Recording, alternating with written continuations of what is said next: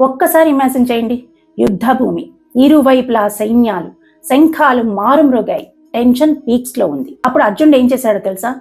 అథౌ వ్యవస్థితాన్ దృష్ట్వా ధార్తరాష్ట్రాన్ కపిధ్వజః ప్రవృత్తే శస్త్ర సంపాతే ధనురుద్యమ్య పాండవః.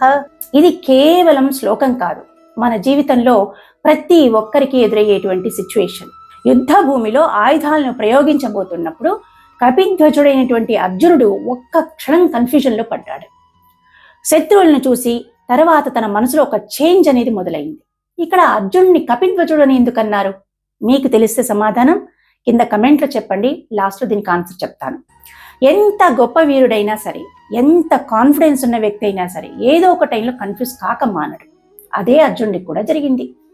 మన జీవితంలో మనం ఇంటర్వ్యూకి వెళ్ళేటప్పుడు లాస్ట్ మూమెంట్లో పడే టెన్షన్ ఎలా ఉంటుందో, ఎగ్జామ్ హాల్లో క్వశ్చన్ పేపర్ చూడంగానే మన బ్రెయిన్ ఎలా బ్లాంక్ అవుతుందో, లేదా జీవితంలో ఒక పెద్ద డెసిషన్ తీసుకునేటప్పుడు ఎలా భయపడతామో, అలానే అర్జునుడికి కూడా జరిగింది.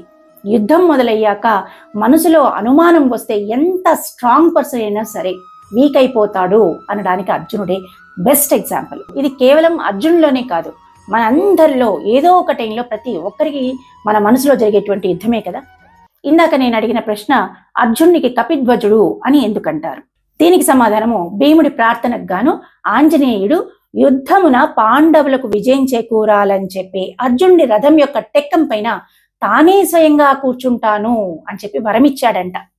ఇక్కడ కపి అంటే కోతి, అతని హనుమంతుడు. ధ్వజం అంటే జెండా. కపిధ్వజుడు అంటే హనుమంతుడు కలిగినటువంటి జెండాని తన రథానికి పెట్టుకున్నటువంటి వ్యక్తి.